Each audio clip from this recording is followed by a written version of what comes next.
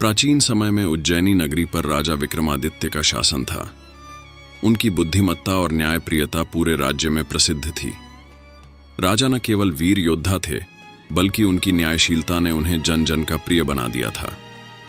एक दिन राजा अपने दरबार में न्याय कर रहे थे। तभी गांव के एक किसान ने हाथ जोड़कर फरियाद की, महाराज, मेरी खेत की फसल को जंगल की एक लोमड़ी हर रोज बर्बाद कर देती है। मैंने उसे पकड़ने की बहुत कोशिश की, लेकिन वह इतनी चालाक है कि मेरे हाथ नहीं आती। राजा ने गंभीरता से उसकी बात सुनी और कहा, इस समस्या का समाधान करना हमारा कर्तव्य है। मैं खुद इस लोमड़ी की चालाकी को परखूंगा। राजा ने सैनिकों के साथ उस जंगल में जाने का निर्णय लिया।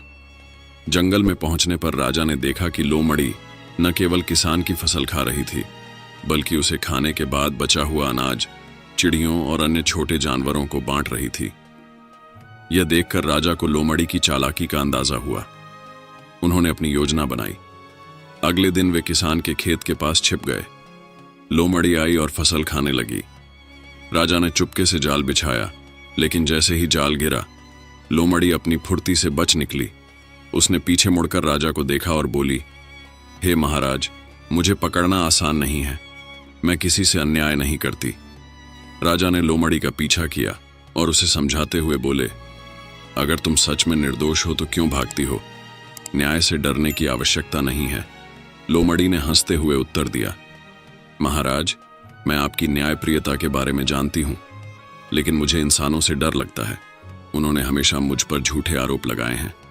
मैं फसल खाती हूं, लेकिन उसका कुछ हिस्सा जंगल के अन्य जीवों के लिए छोड़ देती हूं। राजा ने लोमड़ी से कहा, अगर तुम सच कह रही हो तो मैं तुम्हारा पक्ष सुनने को तैयार हूं, लेकिन तुम्हें दरबार में उपस्थित होना होगा। वहीं तय होगा कि सही क्या है। लोमड़ी ने राजा की बात मान ली। अगले दिन दरबार में किसान, लोमड़ी और गवाहों को बुलाया गया। राजा ने सभी पक्षों की बात ध्यान से सुनी। उन्होंने पाया कि लोमड़ी का कहना सही था। वह केवल अपनी जरूरत भर का खाना लेती थी और बाकी को जंगल के जानवरों के लिए छोड़ देती थी। राजा विक्रमादित्य ने लोमड़ी की चतुराई को सराहा और किसान को सुझाव दिया कि वह अपनी फसल को सुरक्षित रखने के लिए मजबूत बाड़ बनाए।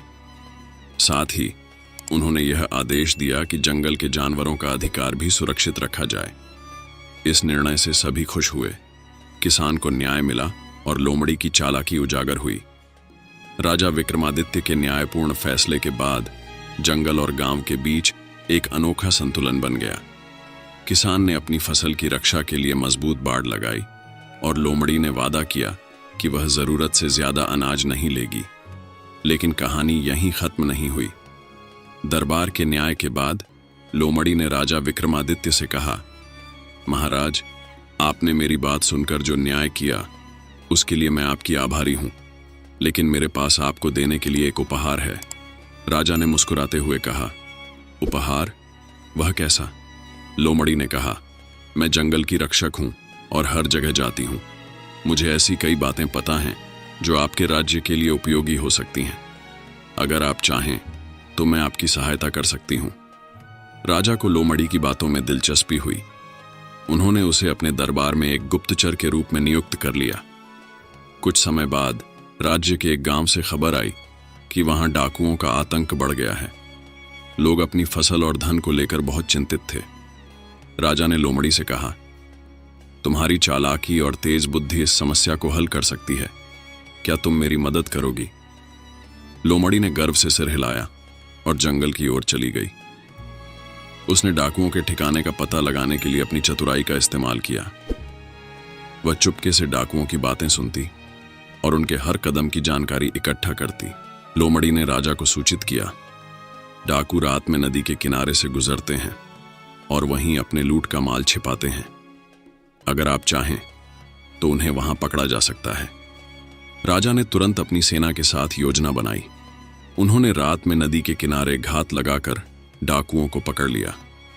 डाकुओं को न्याय दिलाने के बाद राजा ने लोमड़ी की प्रशंसा की और कहा, तुम्हारी चतुराई ने राज्य को एक बड़ी विपदा से बचाया है। इसके बाद लोमड़ी और राजा विक्रमादित्य की दोस्ती और गहरी हो गई।